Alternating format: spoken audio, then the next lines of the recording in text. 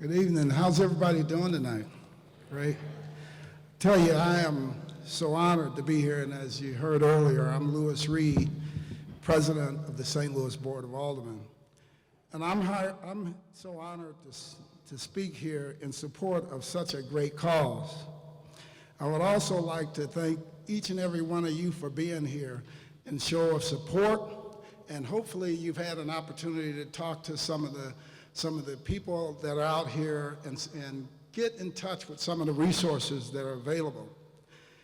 To date, in the city of St. Louis, more lives are being lost to drug and alcohol abuse than any other year in recent history. Our friends and loved ones are dying from a totally preventable overdoses. I want to talk to you real quickly about some of the things that have happened in my life. Because when you look around and you see families, sometimes you'll look and see them and you'll think it's only impacting you, or it's just a loved one in your family. But it impacts people and families all across America, and you would be surprised how many families in the city of St. Louis it's impacting. I grew up in a household where my brother was addicted. And I remember how difficult, when I think back on those times, how difficult it was to love a person that's addicted, right? Because you sit there and sometimes I'd have some money on the dresser and it'd be gone. And quite frankly, made me angry with him. But then when I look back and think about how my parents put their arms around him and how they loved him and worked with him through that addiction, and the impact that my brother has made on my life and my family's lives and my other brothers and sisters' lives has been immeasurable. He's given so much more back than what it took to help him through that addiction. So the theme of the night, and when you read it and says, you know, how important it is to love someone who is addicted, I know it's tough, I know it's difficult, but at the same time, it's important. And it can help not just your life, not just your family's lives, but that person will go out and touch other people's lives and help to change them and help to turn them around and give back much more than they were ever given. I want to thank again each and every one of you for being here tonight. I want to thank all of the vendors that have given so much and the providers that work so passionately each and every day to provide support for families all across the city. They are passionate, they're dedicated, and they are here for us. I want to thank the National Council on Alcohol and Drug Abuse for being our partner in this endeavor, the Missouri History Museum for hosting this for us tonight. Let's give them a round of applause.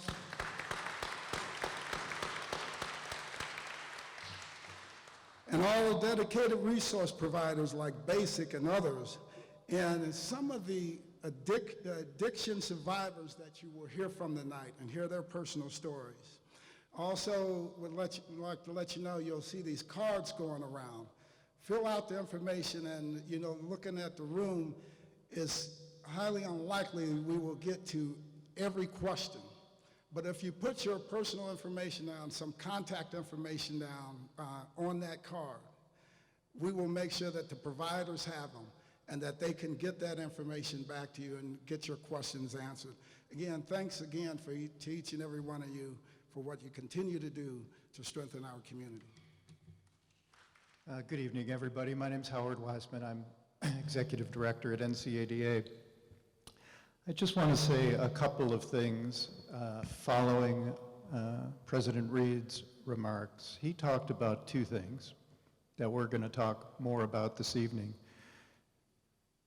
He sort of described how difficult it is to love someone who's wrestling with an active addiction. I mean, let's face it, addicts can sometimes be unlovable. And the other thing that that President Reed talked about is that recovery is possible. And when it does happen, it's an incredible gift, it's a wonderful thing. So we've held a lot of events to raise awareness of a heroin and opioid problem, raise awareness of the number of overdoses that claim people related to alcohol and any other drug. And I think it's fair to say that we're at a point where we're kind of beyond awareness raising, and we're hopeful that tonight, after you've heard the speakers who we've brought for you, you'll get some support, some information, and some help. Thank you very much. I've been given, I think, 10 minutes to talk about what happens to the brain during the disease of addiction and what impact, how to understand what addicts do. So I'll try to be brief and to the point, because we're often puzzled by why addicts keep doing the things they do. It's so counterintuitive to see somebody repeat a dangerous behavior, see them getting in trouble, and witness their inability to stop. Because addiction, once it settles, is no longer a choice. It's really a disease of the brain. And what it happens is that of the millions and millions of compounds known to man, there are like 35 million described compounds, only 100 are called intoxicants. And those are the usual suspects: heroin, all the opioids, the benzodiazepines, the stimulants like Adderall, alcohol, of course, nicotine, etc. Only 100 have the possibility of hijacking the brain. And the hijacking occurs in the following way. There is a very small but very old part of the brain that has only one job: to make the animal or humans repeat what feels good. It's the only job it has. And that is so important that you can find that repeat what feels good part of the brain all the way back to flies. Even flies have a repeat what feel good part of the brain. And that repeat what feels good is responsible for animals feeling pleasure after they eat, and for animals feeling pleasure after they reproduce, and they have sex.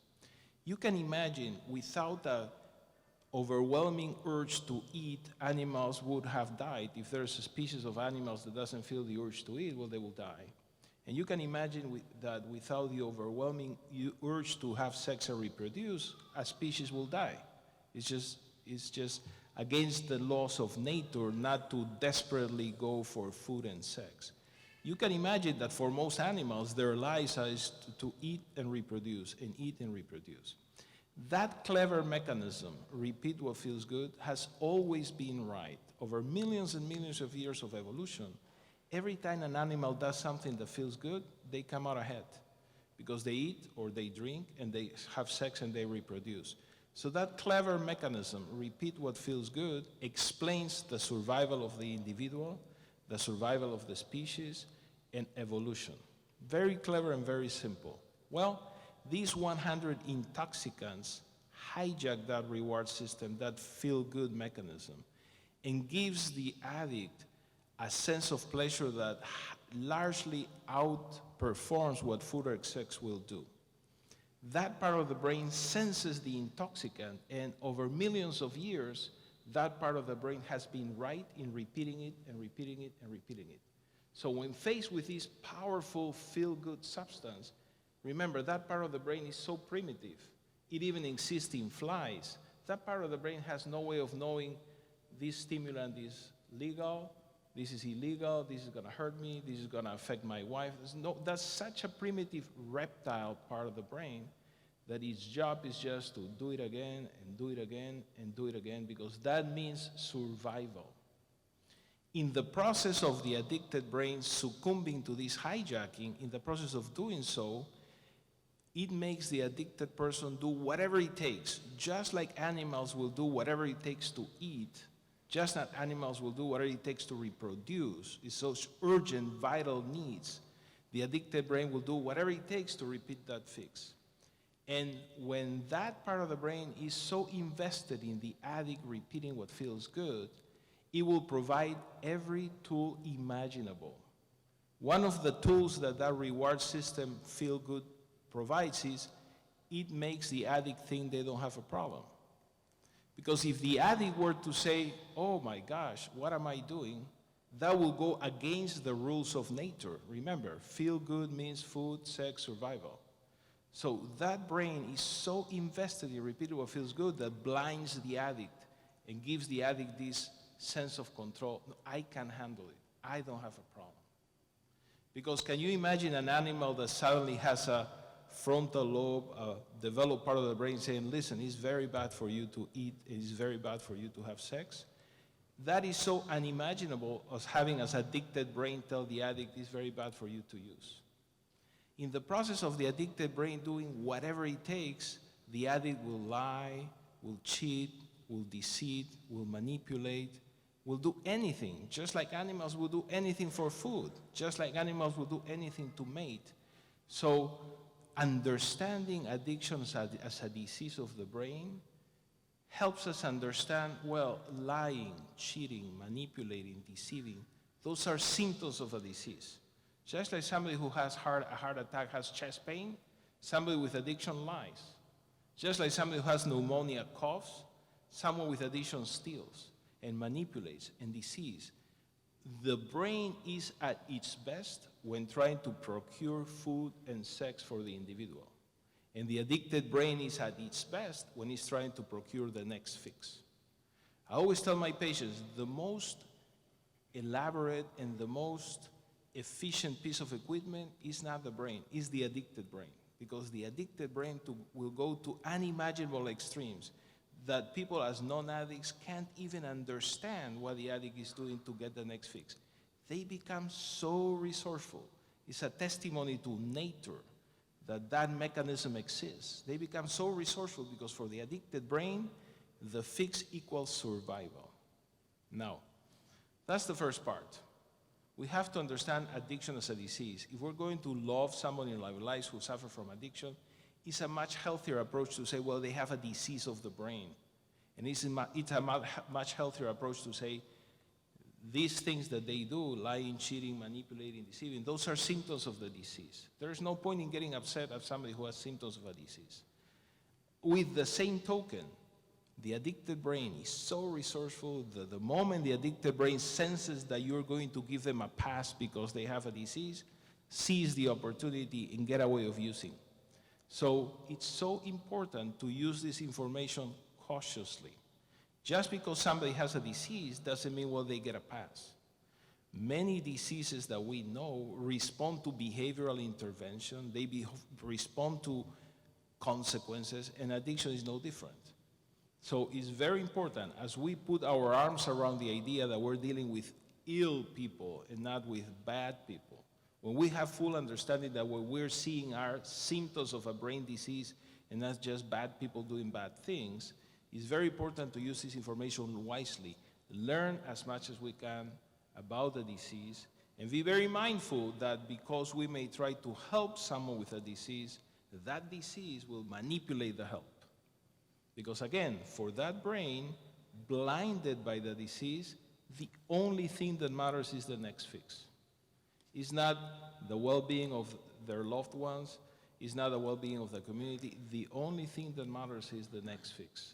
That's the potent effect of drugs on the brain.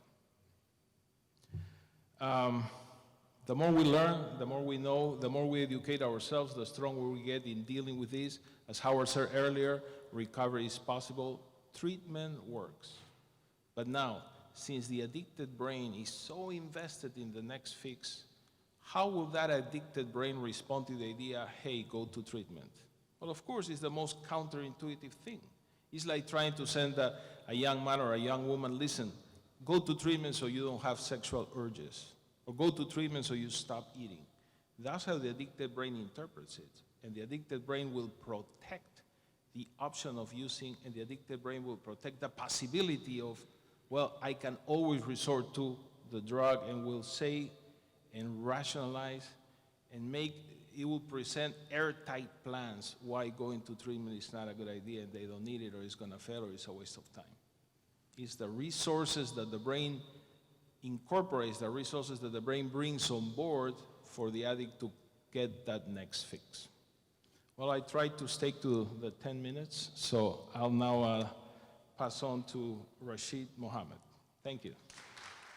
I want to begin by thanking you all for coming out, first of all. to try to gain more information about this very important topic, and for having me to share what I can. I guess public speaking isn't my main thing, but would like to share what I have.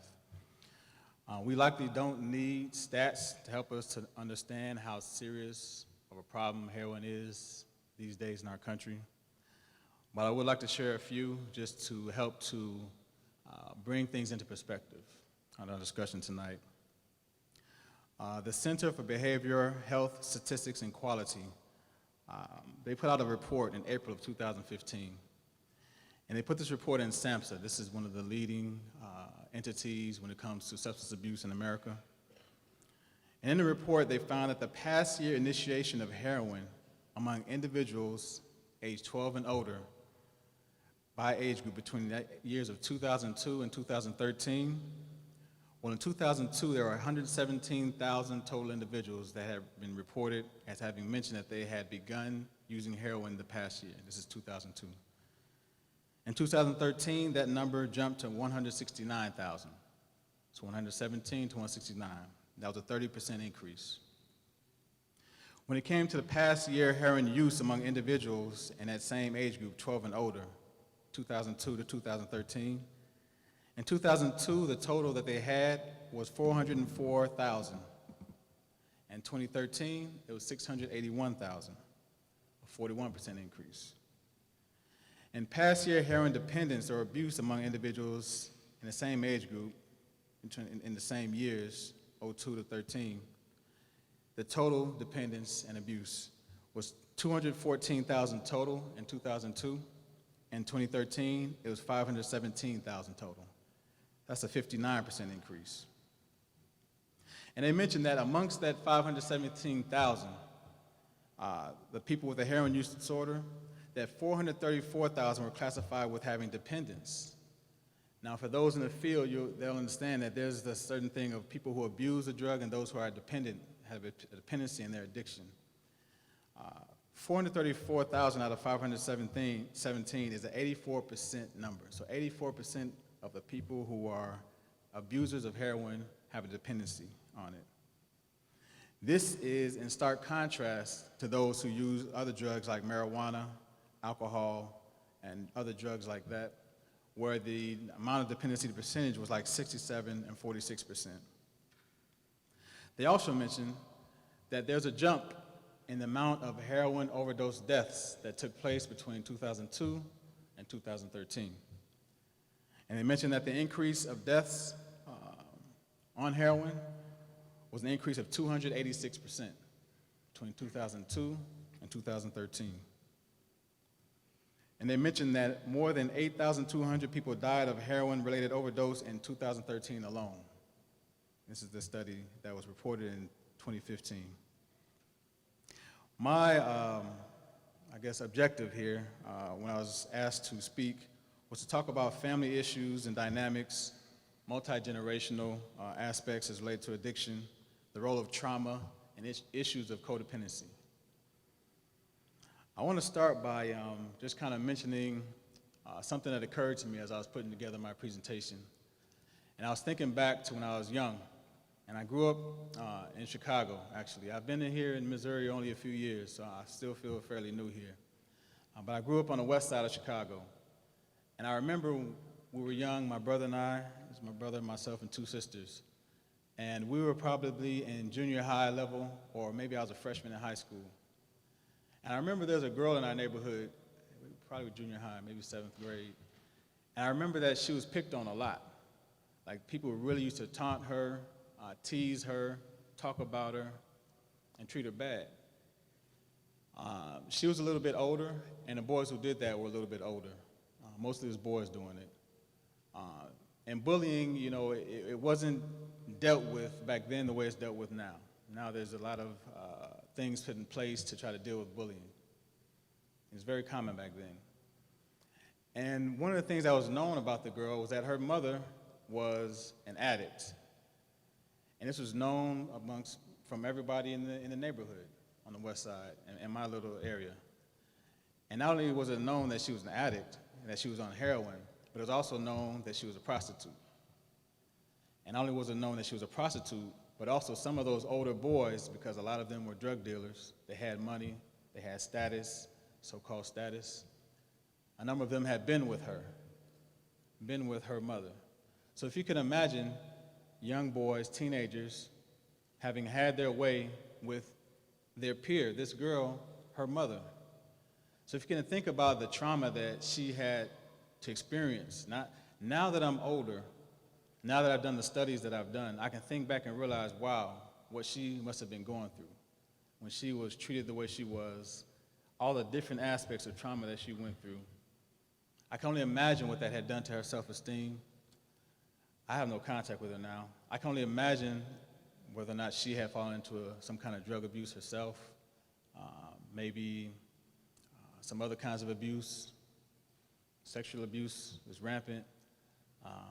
Kids out of wedlock. All these things take place, and you see how it's a generational thing, multi-generational. You have a parent who's dealing with these issues and they're not able to properly give to their family the way that they would want to. As a good doctor mentioned, they're really just showing and displaying symptoms of the disease. But these symptoms of the disease are so impactful to the rest of the family, and it's real for them. It's real life for them. So as I moved on in life, I began working at a place called Chestnut Health Systems, and this was in 1998. It's a drug addiction rehabilitation center, and we have places across Illinois. I mention that to say that I had gone on to do studying, get a degree, get a license. I started to really learn about things that I had witnessed when I was growing up. There was an article put together by Karen Schweitzer. It's about the impact of heroin on different aspects of life. And she talked about how the impact of parents dealing with an addicted kid, and how those parents, and some of you may be in that situation, or you may know people who are in this situation. But there's a lot of sadness, regret, anger, despair, confusion that takes place. And we have to remember that it's very likely that that child is experiencing the same thing: sadness, anger, regret, despair. In some ways, it's easier to get a younger kid into treatment sometimes because the parent still has an authority over them. They can maybe make them go. But oftentimes, that kid doesn't want any help because they think they're invincible. I've had many roles at Chestnut Health Systems, and my most recent role has been as the Associate Director of Outpatient Services for our youth outpatient program. So I've seen many youth going in and out of the program, dealing with drug dependency issues on a variety of drugs. And we've dealt with their families, and we see what it can do to the families. A lot of codependency is what hampers the efforts to bring them along in this process, because it's so difficult. I mean, some of you may have heard phrases like, "It's not fair." I mean, I'm talking coming from the addicted individual. "Don't you love me?" And this is when the person who is supporting them is trying to do what they need, but they don't want it, as a good doctor said. They might say, "Just give me one more chance," or "You can't call the authorities," or "I hate you." All these things are phrases that the addicted person uses to protect that addiction, to protect that ability to be able to use. And it's very difficult for the support person to be able to intercede and stay firm and say no and stop and not give in. It's very difficult, especially when we're talking about heroin addiction. Now, there's a couple studies that I had come across, and one of them talked about the multi-generational drug exposure effects. And this one was published in the National Center for Biotechnology Information journal. And this study that took place in last year, 2015. And looked at the generational effects of alcohol, opiate, cocaine, marijuana, and nicotine usage. And pretty much what they found was that what we would probably likely come to a conclusion anyway, it demonstrated that morphine exposure significantly impacts behavior, biochemical signaling, synaptic plasticity, and neuronal structure across multiple generations. In the interest of time, I want to move ahead to this other study. And many of us who maybe are in the field, we may be aware of this, but I wanted to pass on and share the information anyway. This one is about the parental THC exposure and how it leads to compulsive heroin seeking and altered synaptic plasticity in the next generation. And what they found was that these studies are done on mice. And what they found was that when the parent mouse was given marijuana, THC, in its adolescence, when that mouse was given THC in its adolescent phase, that it was more likely that the offspring of that mouse would go about more rigorous behavior to seek out heroin. This is what they found in that study. And that study was published in Neuropsychopharmacology in 2014. So some of the things that you want to keep in mind with the stages of addiction are you may see that individuals going through drug experimentation, and it may lead then to social and regular usage, and it may progress further to problem usage and risky usage until it gets to full-blown addiction and chemical dependency. I told you about how I grew up in the urban city of Chicago in the West Side. Well, I then moved for Chestnut. I lived in Bloomington Normal for maybe 15, 16 years, and that's a small town, central Illinois, very rural area. And I found that the situation was pretty much the same as far as those involved with addiction. So it didn't matter that it was the urban area, this, that, and the other. When you had a rural situation and the family had fallen into usage, whether it be the parents or the kids, then the same effects were taking place, the same destruction, despair they were experiencing, whether it be black, white, Latino, Asian, whatever the demographic. When I moved here to St. Louis and I was working in an outpatient program in West County, St. Louis, I worked with an affluent population. We had many families who were doctors, lawyers, and they would bring their kids, and they were having the same despair. My kids on heroin, we gave them everything. We took them to programs, they had after-school programs, they got good grades, we gave them everything in the house, video games, everything. But once they got into the drug addiction, it took over. One of the things that I want to mention is that there's a need sometimes, there's probably not enough time to go into it, but if there's a way for a partnership to be gathered between the treatment industry and the legal authority, in some way to work together to help to work on this issue, then that's a great thing when that happens. It's better not to just penalize the one who's addicted, but rather if the legal authorities work to help the treatment provider and give the treatment provider what they need for that person, then this really has some lasting effects. And then just a caution about prescription drugs. As we know, this boom of prescription drug usage is a big bane of the problem that we have going on right now. And just keep in mind, if you do have prescription drugs, be sure to secure them. Be sure not to overtake your dosage. Be sure not to share them. If you have a home and you have kids, don't take for granted that they won't grab them. They have friends at school who are telling them, go here, go there, get these, we'll give you this money. So you may think your kid is great, but all they want is money, so they'll grab them. You know, if they're old drugs or pills, the NCADA has on their website, they have links to where you can go for disposal of the old pills, so you don't have them just laying around. So I guess in the interest of time, I'll go ahead and close with that. Again, I thank you all for having me.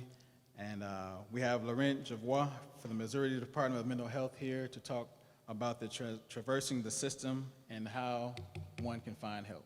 Thank you. So I'm with the Missouri Department of Mental Health, and in the St. Louis area, we have mental health and substance use disorders treatment and prevention efforts that are coordinated by the Division of Behavioral Health within the Department of Mental Health.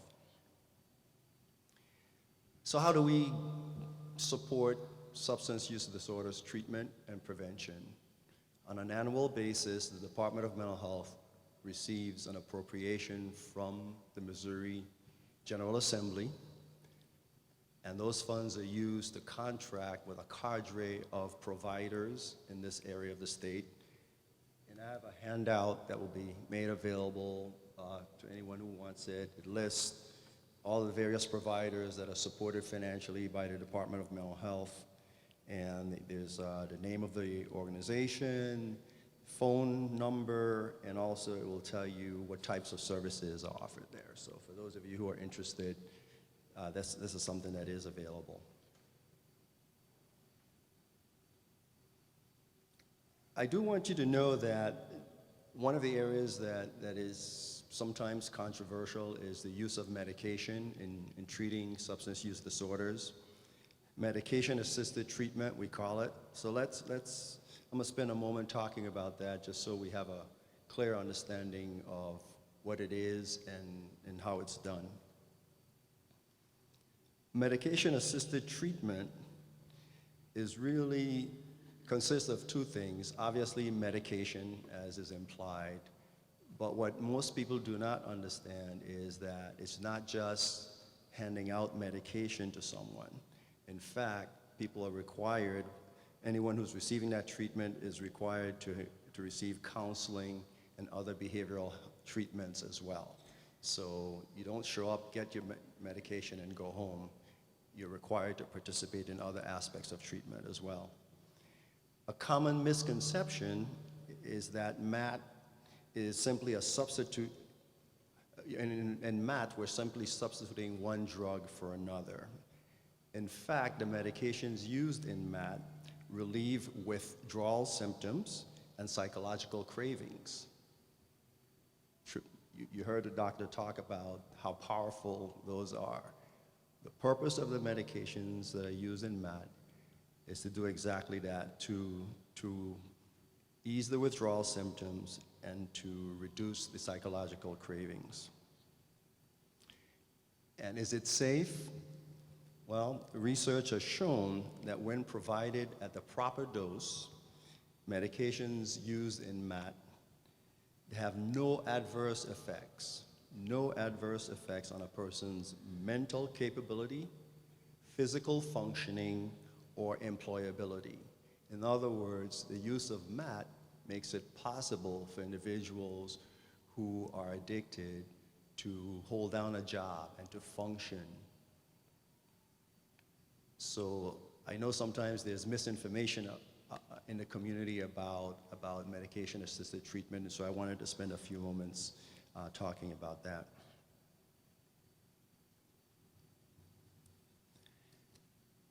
We do know that there is not enough money to go around so that everyone who wants treatment on demand can receive it. I think we have a long way to go in our community. We need to advocate for additional resources so that everyone who needs treatment can access it when he or she needs it. With substance use disorders, timing is very important.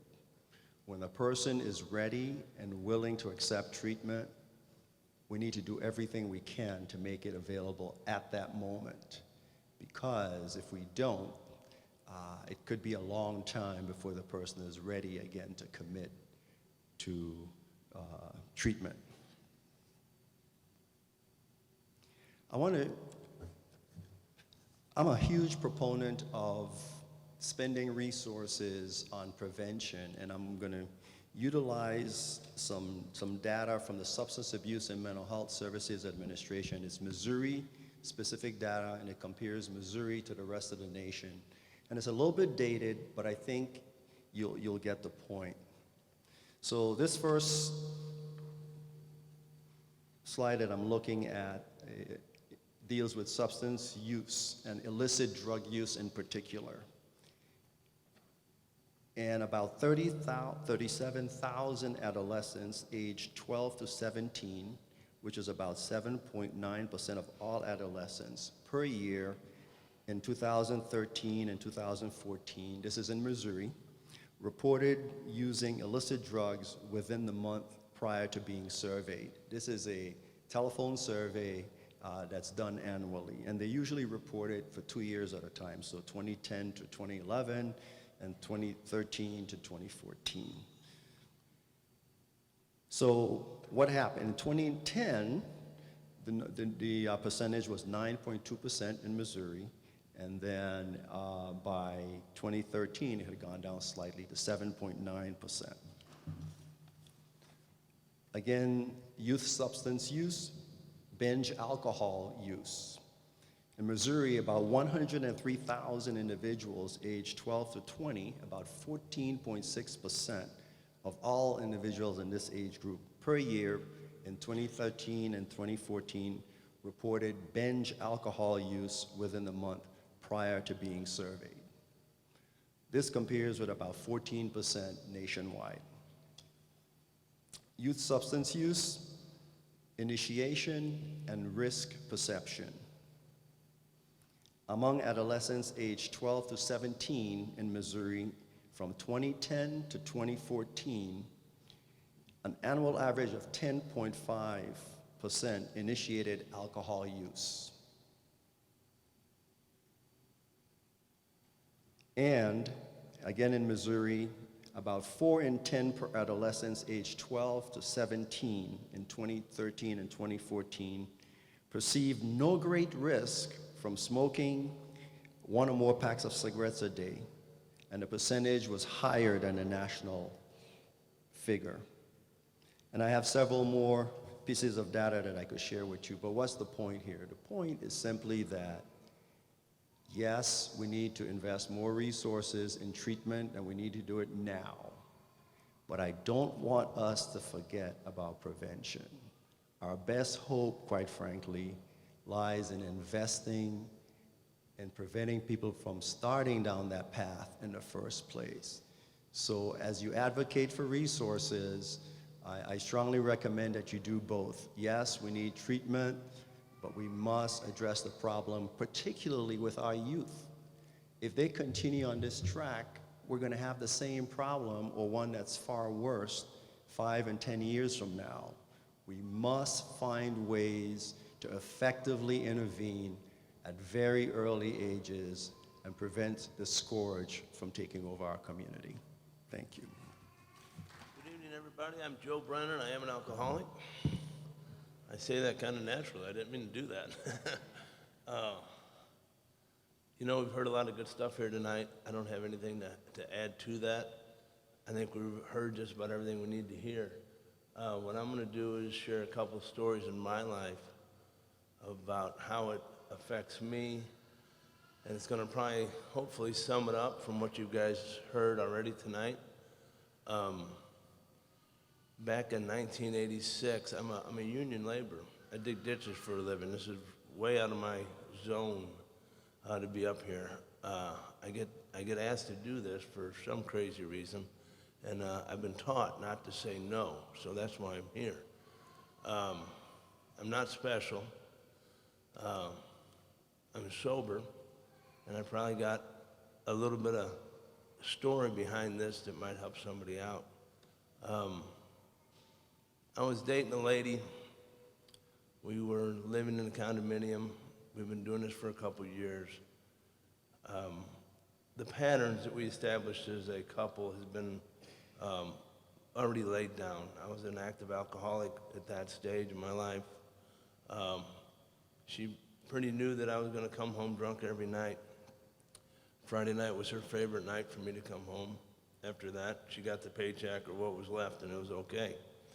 But on a particular Friday night, I worked hard. I stopped off at the bar with the guys, and I was going to have one beer, that's what I always had, was one beer. And what happened was I went a little farther than that. And on the way home, I was trying to figure out a plan. It was a special night because it was her birthday.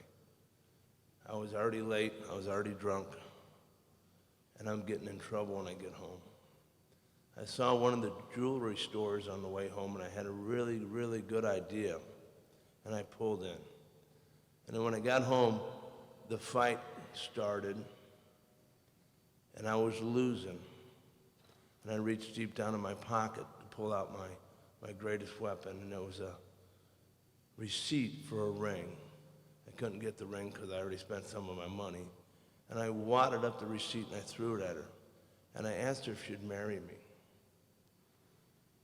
And she said yes, you know, and that was the start of a codependent alcoholic relationship that lasted for a very long time. We had 2 children.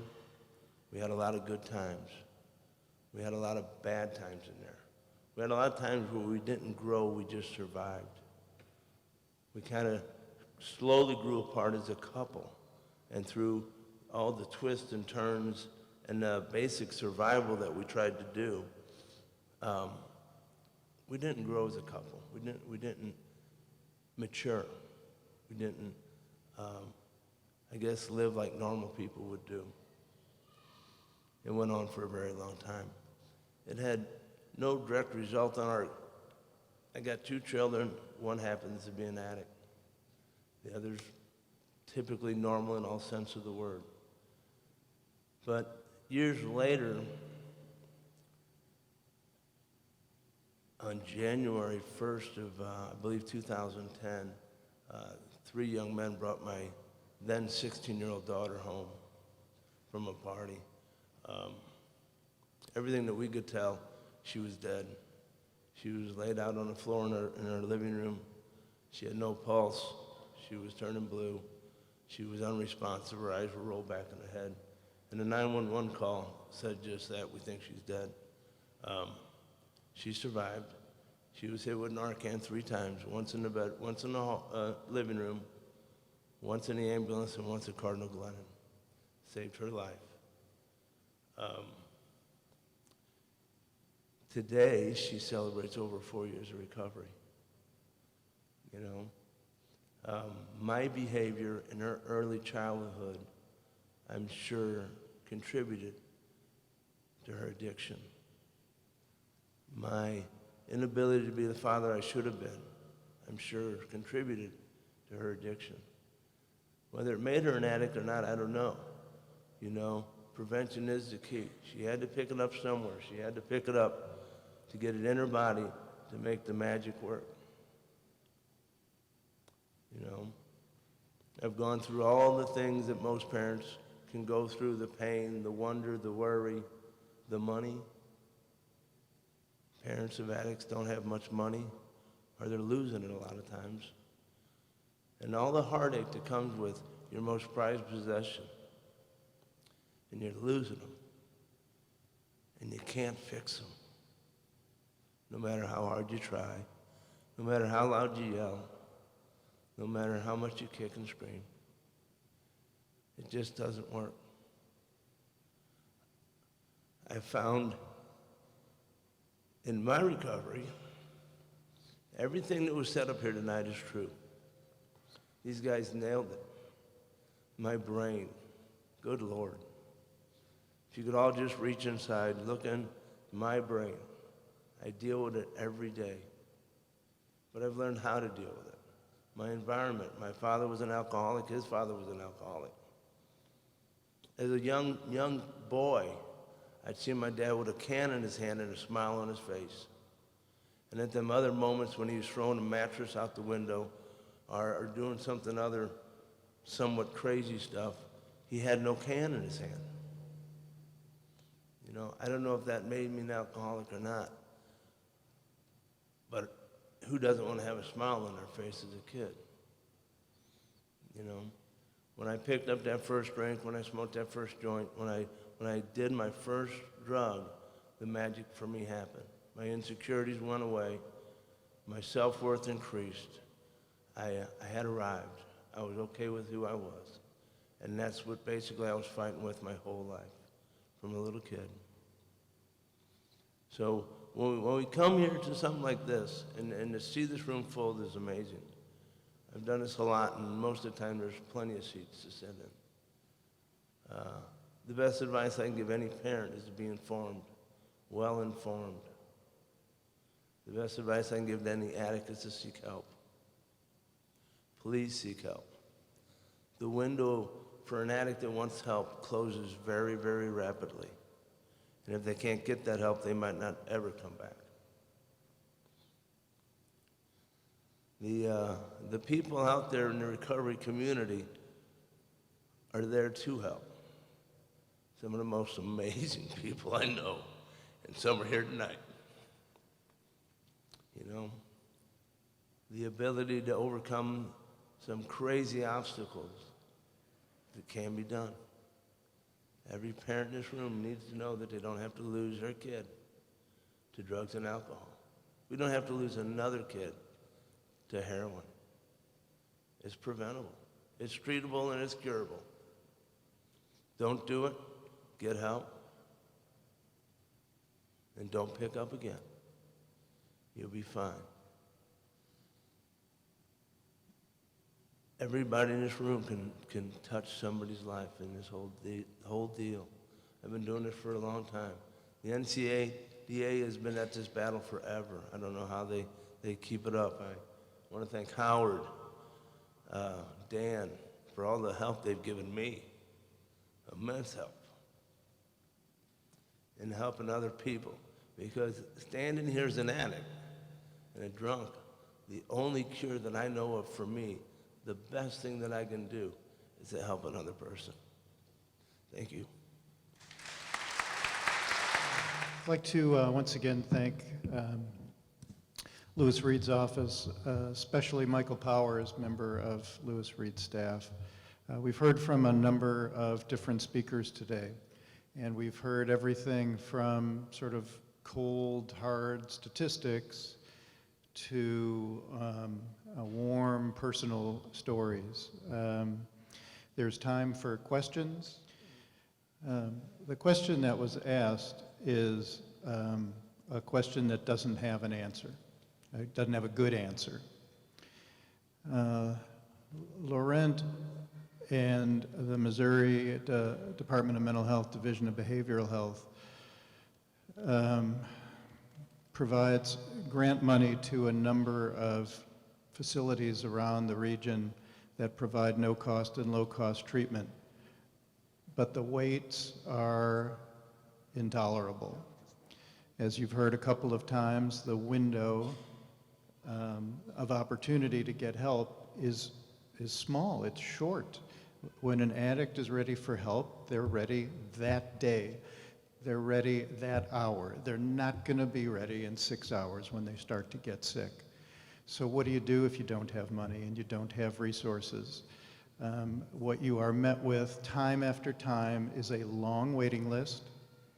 And, you know, if somebody answers the phone at all, and if they call you back in 48 or 72 or 96 hours, then they'll tell you that maybe there's a bed in 3 weeks or 5 weeks or 6 weeks.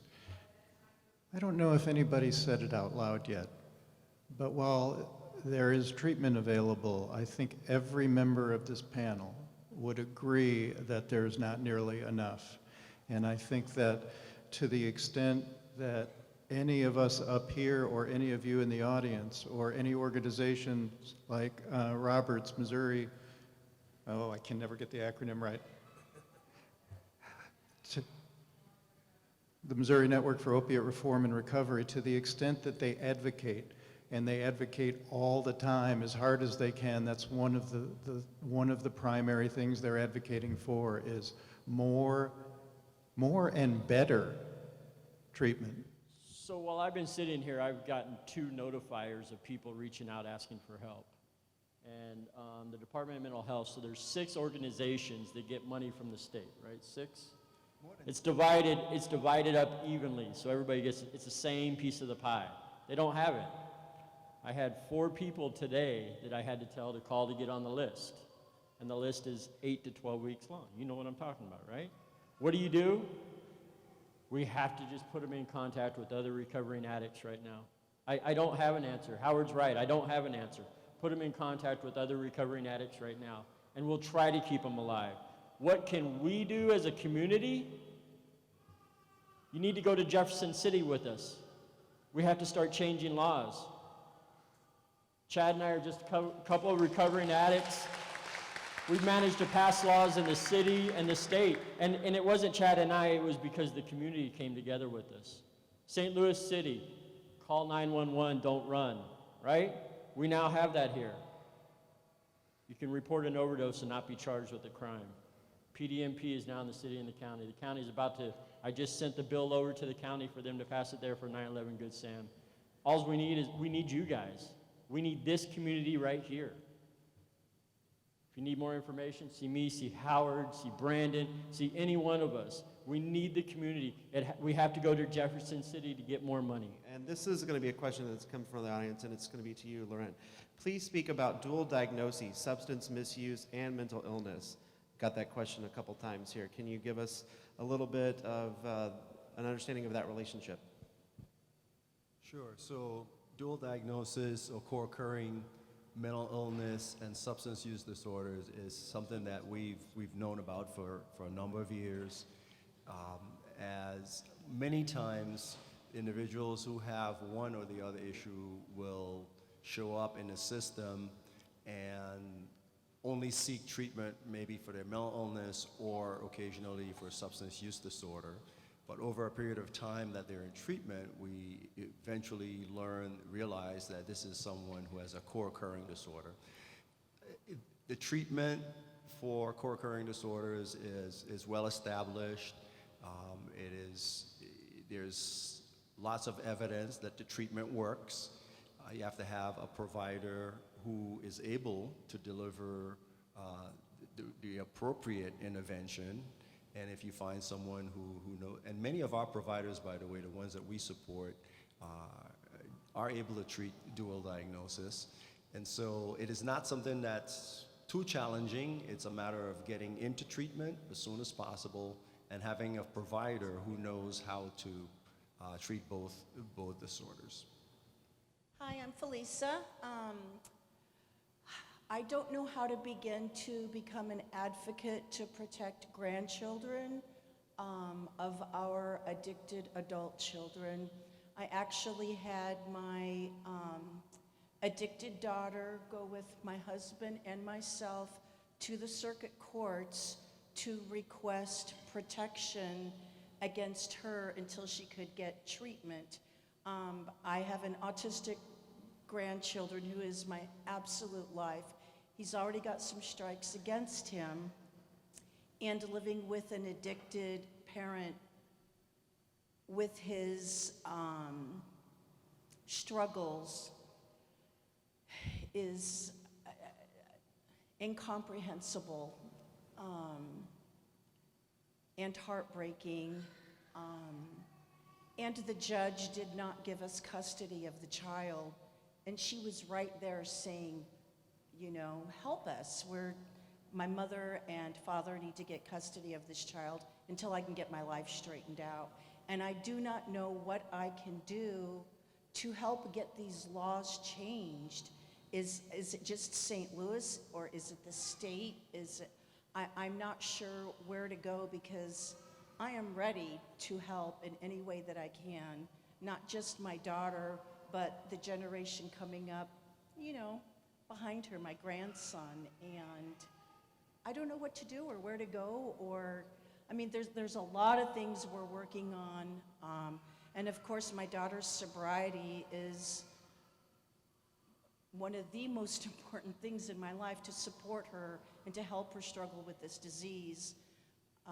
But I have a beautiful 8-year-old grandson that needs help, and I don't know what to do, where to go. What can I do? Where can I start to make a change? First, I want to say I'm really glad that you all are trying to step up and help the way you are, because that is something that's needed. You know, we have so many cases nowadays where we have young people who have kids who themselves are addicted. So now what happens with their kids? And for the grandparents to be willing to step up and help out is tremendous. I can't imagine why that judge would not have given custody to you all. But this is what's needed, is for you all to continue to give that support, even without the custody. I'm sure that's what you will do. I know when I was living in Central Illinois, they had something called the Juvenile Justice Council, and I'm pretty sure they have that here in St. Louis also. That's something you can look into. And just to mention your story, at the Juvenile Justice Council of McLean County, Illinois, there was a coalition made up of treatment providers, caseworkers, different advocate groups, probation officers, the police departments, the judges, the district attorneys. And so everyone came together to meet and talk about issues revolving around youth. And when I had talked briefly about the need for the legal system to work in tandem with the treatment providers, this is what they were trying to establish, and it really makes a difference. And maybe if you bring your story, because that, on the face of it, that doesn't make sense. So to bring that story to the Juvenile Justice Council here in St. Louis, I think would help. Howard, this might be a question for you we got from the audience. It's a question about someone who lives in a neighborhood where addiction is prevalent, where substance abuses are seen daily, and the person wants to know basically how would they help a stranger? It's not someone that's in your life daily, but it's someone that you'd like to help, that you maybe see at the store or at the street corner who's struggling. Is there something that folks could take with them that they could, is it appropriate to approach someone? Have you come across this? You know, there's so much shame and embarrassment around addiction that most people treat addicts like that by looking away and avoiding them. And I think the act of approaching, of conversing, of offering clean clothes, a sandwich, things like that, that goes a long way. I think the idea is you're not going to talk your neighbor out of their addiction right there in the street, but you can demonstrate real kindness, real support, and you can direct them to places like Chad's and Roberts or the NCADA. You know, but you can lead a horse to water, you know. My name is June. Probably my thing is not the juvenile, but my son, 3+ years ago, got the 120, incarcerated for possession of a controlled substance, addicted to heroin. He goes out, he's on 5-year probation. He's almost done, probably 3 years, and he broke his probation. He didn't show up because he would have tested dirty, so he's incarcerated right now. And I remember him standing in front of the judge, knowing he's probably, because it's so crowded, do 9 months to a year, maybe. He said, I'm willing to go to a treatment program, and I had found one. I think it was 14, 15-month program. Judge said no. And I'm not saying this because it's my son. He's an addict. And he's not a criminal, if that makes sense. The choices he made were not always good, but it was because of the addiction and the brain. And I would be more than happy to go to places to help this, and I don't think it's just here in St. Louis or Jefferson County, St. Louis County, as far as getting some of the judges to see that, you know, here's somebody willing, knowing he can't leave in those 15 months because he wants to get back and be a product of society and work, and, you know, now he's just sitting there. He says, you know, I read books, and this is horrible, but I know I'm safe and I know I'm alive. And I truly believe he's scared when he gets out for the same pattern to start all over again. If there's one good thing about the recent heroin and opioid epidemic, it's that there is a new understanding and awareness of addiction as a public health problem and not a criminal justice problem.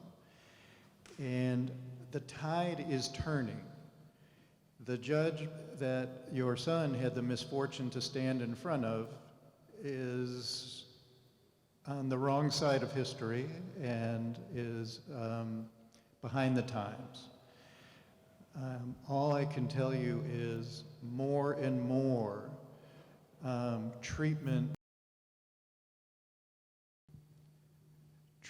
is beginning to replace incarceration. That this is, we understand this for what it is, and it's a public health emergency. I'd like to thank our panelists, Joe Brennan,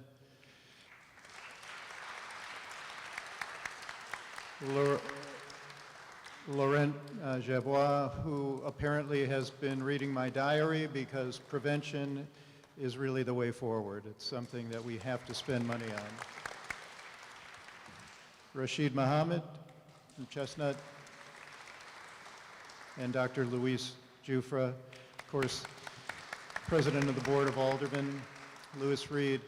On your way out, please stop. Feel free to talk to any of the folks who are back there. Feel free to come up to talk with any of us. Grab one of these doTERRA drug disposal pouches. If you know anybody who's got any extra prescription drugs at home, pour the pills in the pouch, add a little water, zip it up, throw it in the trash. It's idiot-proof and it's environmentally friendly and good for the fish.